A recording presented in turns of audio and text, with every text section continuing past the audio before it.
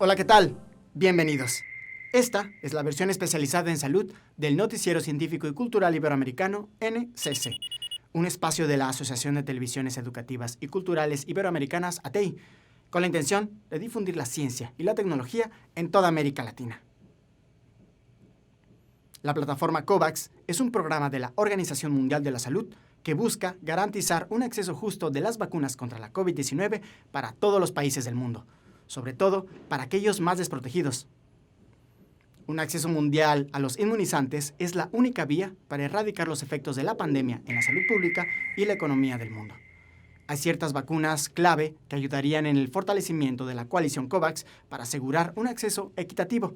Por ejemplo, los inmunizantes de la firma estadounidense Novavax, que en días recientes garantizaron más del 90% de efectividad para su vacuna. La vacuna de Novavax contra el COVID-19 tiene una efectividad de más del 90%, incluso contra las variantes del coronavirus. La información fue brindada el lunes por el laboratorio estadounidense, que realizó un estudio a gran escala en 2 países. En un comunicado, la compañía indicó que su inmunizante demostró una protección del 100% contra enfermedades moderadas y graves y una eficacia del 90,4% en general. En el estudio participaron cerca de 30.000 personas de 119 lugares de Estados Unidos y México. La empresa dijo que planea solicitar la aprobación regulatoria para el tercer trimestre de 2021. Después de obtenerla, tiene previsto fabricar 100 millones de dosis por mes para fines del tercer trimestre y 150 millones de dosis mensuales para fin de año. A diferencia de algunas de las vacunas que ya están siendo aplicadas, la de Novavax no tiene que mantenerse a temperaturas ultra bajas. Eso facilitaría su transporte y administración en países con infraestructuras sanitarias menos desarrolladas. Los virus cambian constantemente gracias a la mutación. Estas variaciones logran hacerlos más resistentes y, por ende, más contagiosos. En el caso del coronavirus, distintas cepas se han detectado alrededor del mundo, llenando de preocupación a los especialistas de la salud pública. En Estados Unidos, una variante denominada Delta ha causado un pico de contagios y de hospitalizaciones. Esto ha preocupado al país norteamericano, que busca una meta del 70% de vacunados para inicios del segundo semestre de este año.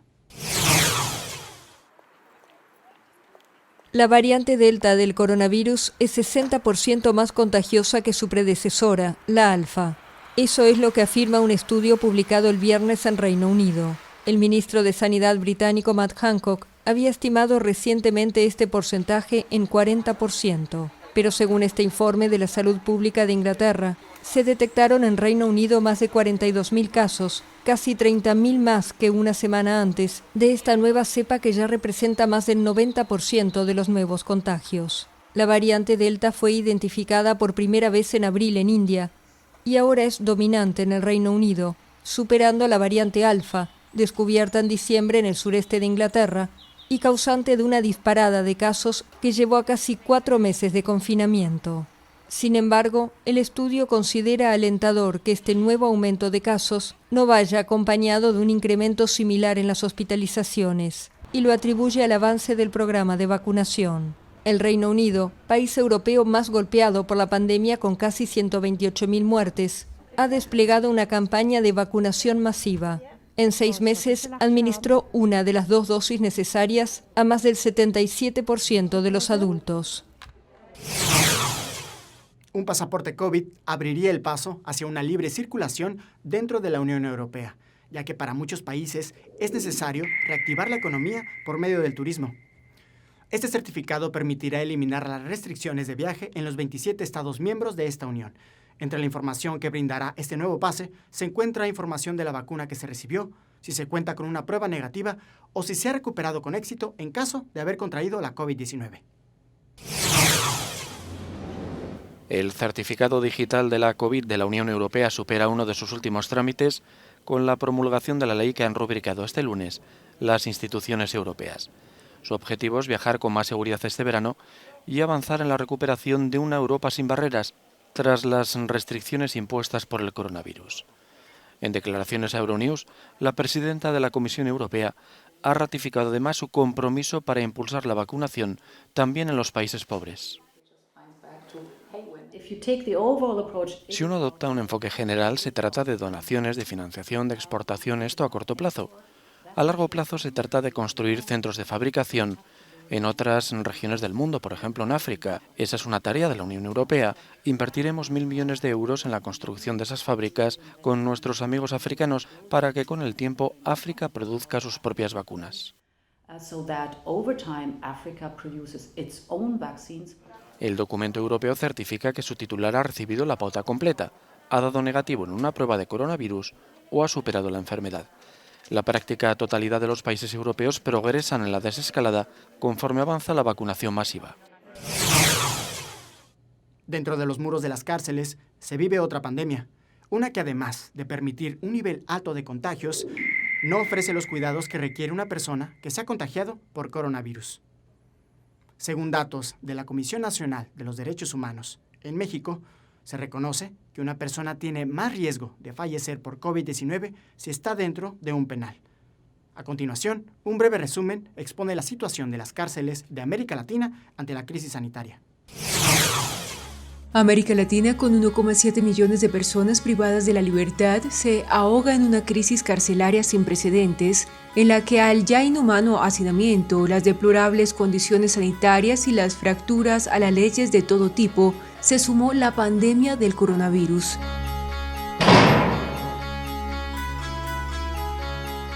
En Brasil se vive uno de los casos más dramáticos. A finales de 2019, sus cárceles albergaban más de 750.000 presos, una cifra que lo ubique como el tercer país con mayor población carcelaria en el mundo, solo por detrás de Estados Unidos y China. Durante la pandemia permitió que el virus se sintiera a sus anchas.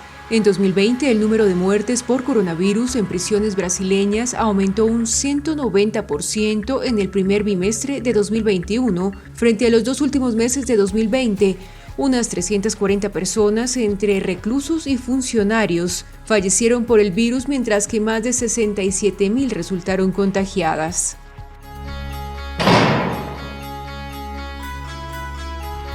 En Colombia, el sistema carcelario también vive en la precariedad. Según el Movimiento Nacional Carcelario, hay un hacinamiento del 53%, miserables condiciones de aseo para los espacios comunes, entre otras. Esto contribuye a la propagación de la COVID-19 en las prisiones, según la subdirectora de Salud del Instituto Nacional Penitenciario INPEC, Marta Isabel Gómez.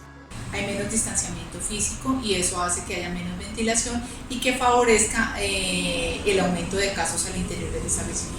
Para frenar el avance del virus, el INPEC suspendió las visitas, ingreso de abogados y reclusos provenientes de estaciones de policía e intensificó la búsqueda de los sintomáticos. Esto nos permitió que una vez que se identificaban aquellas personas que estaban con síntomas respiratorios, se pudiera hacer un aislamiento rápido y oportuno para evitar así el contagio de todo el establecimiento.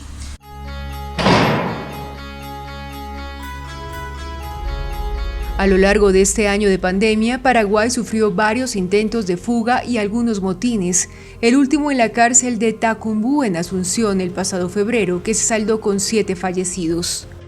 La ministra de Justicia, Cecilia Pérez, indicó que estos episodios no responden a la crisis sanitaria. Los episodios que hemos tenido no han sido propiamente por la pandemia, sino han sido por esquemas propios del esquema de violencia que venimos arrastrando por la situación de emergencia penitenciaria. Sin embargo, Paraguay trató de dar una respuesta a los problemas de hacinamiento y si bien no se consiguió una modificación legislativa, el ministerio depuró a 1.500 personas que padecían enfermedades de base y adultos mayores. Se recordaba y se ratificaba la necesidad de depurar los expedientes, revisar las causas de oficio, pero sin necesidad que nadie les pida, porque es una norma legal que no se estaba cumpliendo, que está prevista en el Código Procesal Penal, de revisar de oficio las causas de personas con prisión preventiva cada 3 meses.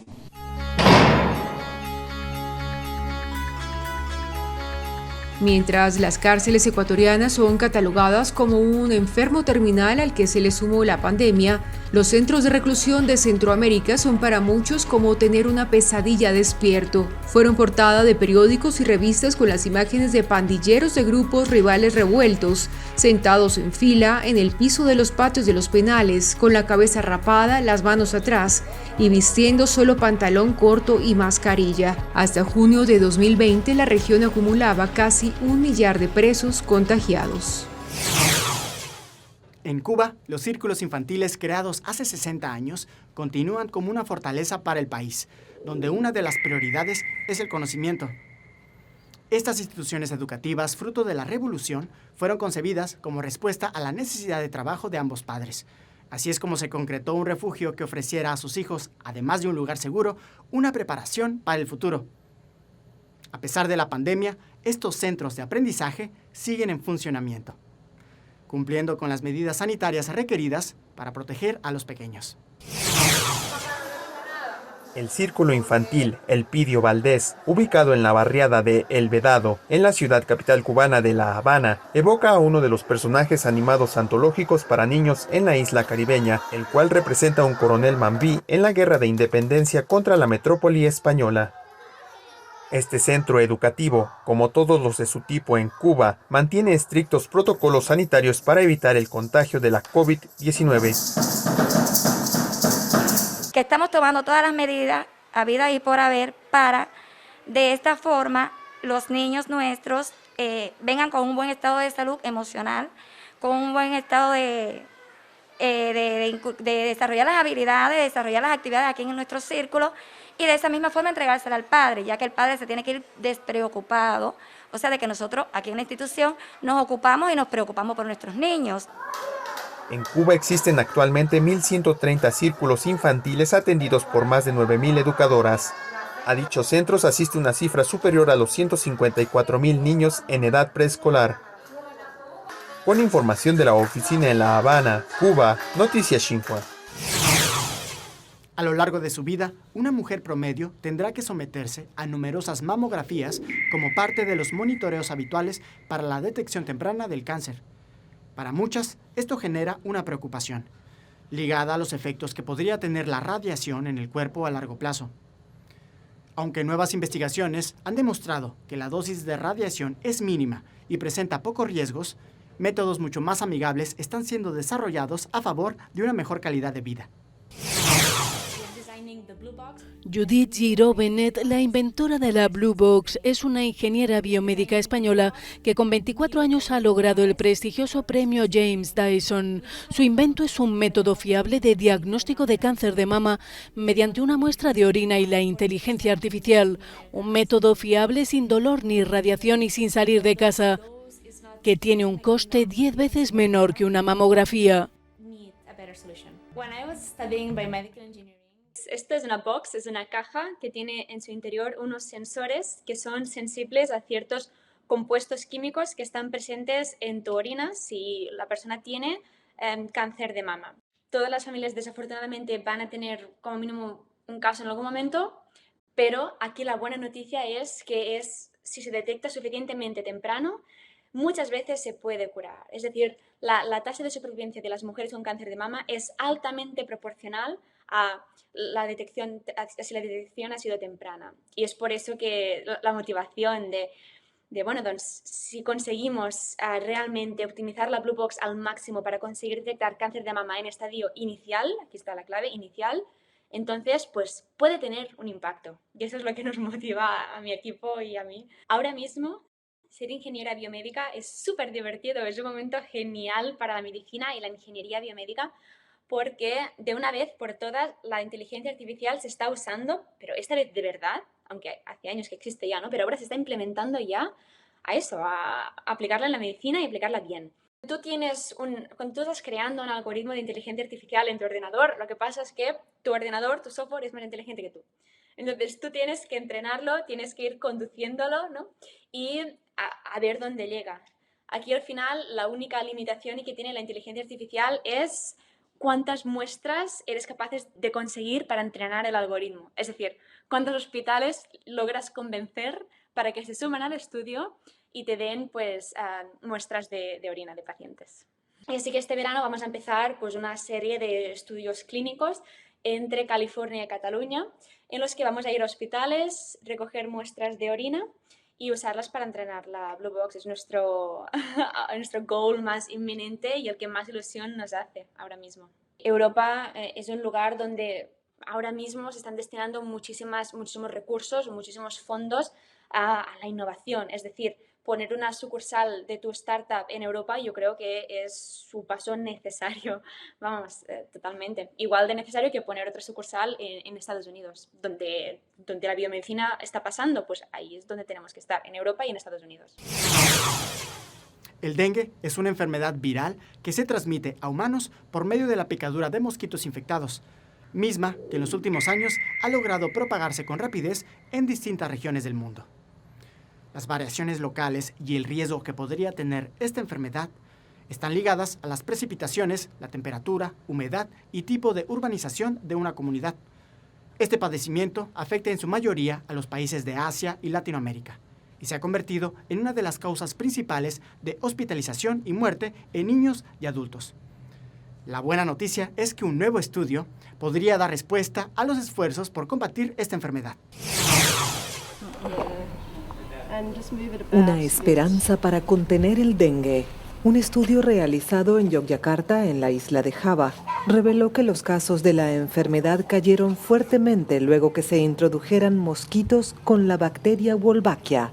La investigación de 3 años, publicada esta semana, muestra un retroceso del 77% de los casos de dengue y del 86% en las hospitalizaciones vinculadas a la enfermedad. La bacteria Wolbachia, que se encuentra en moscas de la fruta y otros insectos, impide la propagación del virus en los mosquitos portadores del dengue, los Aedes aegypti, y la infección en los humanos cuando los pican.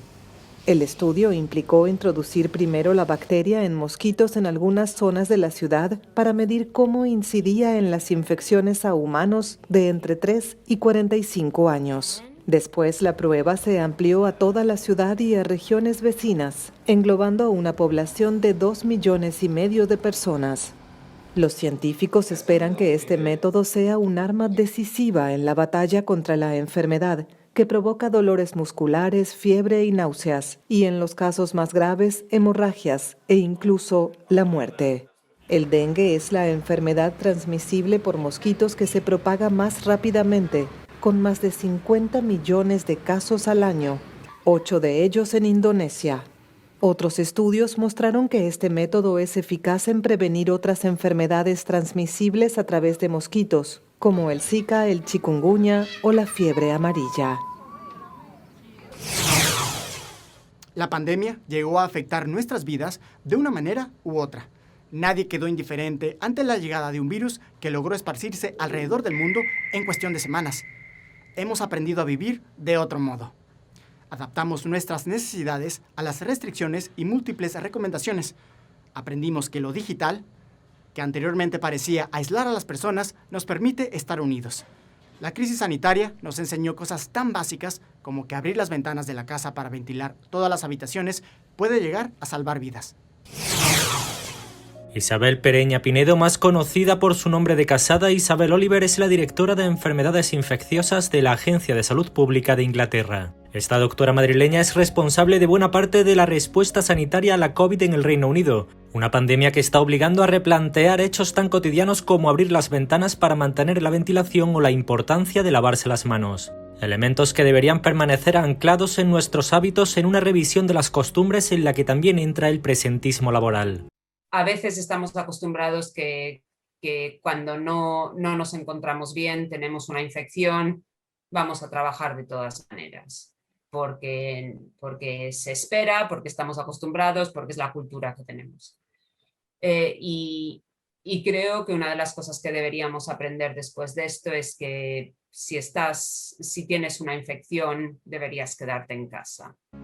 Oliver cree que lo peor de la pandemia ya está atrás y que ya se conoce lo esencial, que las vacunas funcionan y son las herramientas más importantes que tenemos ahora mismo para combatir el virus. En un momento de inquietud global por las mutaciones aparecidas en la India, la doctora considera que la única opción de no volver a los confinamientos es controlar rápidamente la aparición de nuevas variantes antes de que se generalicen entre la población. El arte y la ciencia parecen dos formas de conocimiento distintas y alejadas. Dos culturas, la científica y las humanidades, que refieren una brecha de conocimiento. La realidad es que estas dos disciplinas tienen más en común de lo que se puede imaginar, por lo que en España una exposición de arte toma su inspiración en las investigaciones científicas. El Centro Nacional de Investigaciones Oncológicas ha unido al artista Daniel Canogar y a la bióloga Sara Teichmann para crear Fulguraciones, una obra inspirada en el trabajo de la ciencia para cartografiar los trillones de células del cuerpo humano.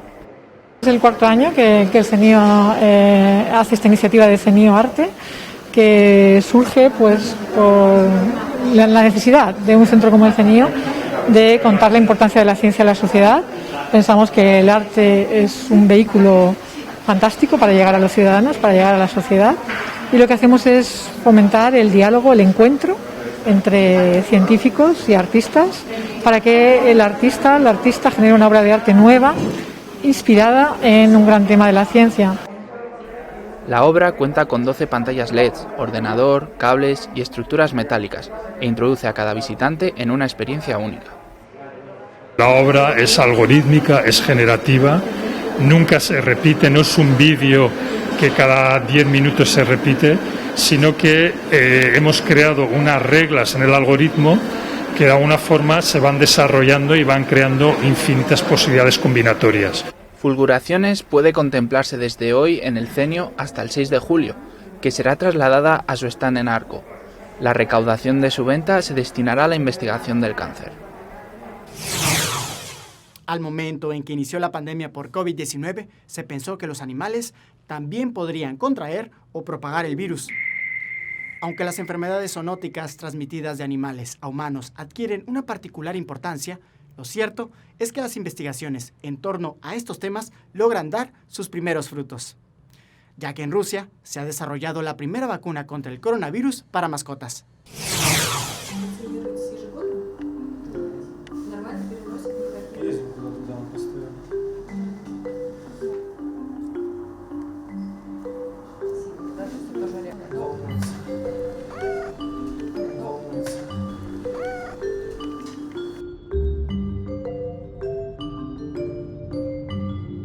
Животные показывают респираторные признаки болезни. Это может быть какие-то учащенное дыхание, либо кашель, либо потеря обоняния.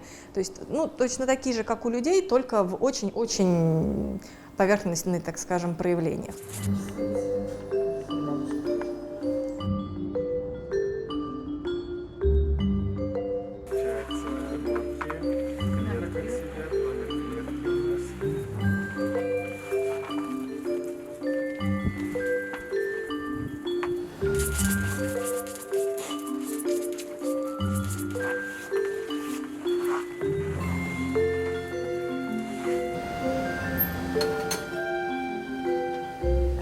Вакцина изначально разрабатывалась как мера профилактики и больше задела на будущее при возникновении каких-либо негативных ситуаций и развитии межвидовой передачи вируса, именно мутаций. Мы не должны забывать о том, что любая профилактика заболеваний среди животных – это профилактика заболеваний среди людей, потому что порядка 70% болезней человека приходят от животных.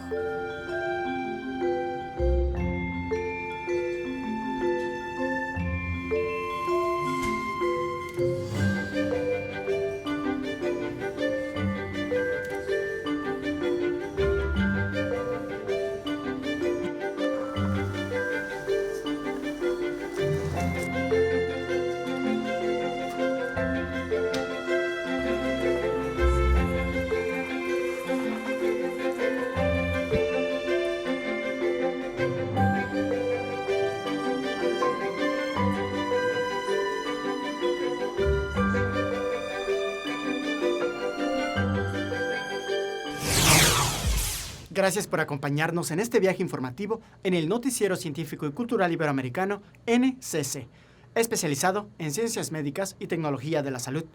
Recuerden que también tenemos Ciencia, Tecnología y Cultura con Iván Carrillo y Ana Cristina Olvera. Gracias a los socios de ATEI que a través de sus plataformas hacen posible esta transmisión. También gracias a las agencias informativas AFP, EFE, Notimex, Xinhua, Euronews y Deutsche Welle. Visiten nuestra página noticiasnsc.com, utilicen nuestra aplicación móvil y síganos en nuestras redes sociales. Nos encuentran como NSC Iberoamérica. Soy Jonas Birmar, cuídense mucho. Nos vemos en la próxima.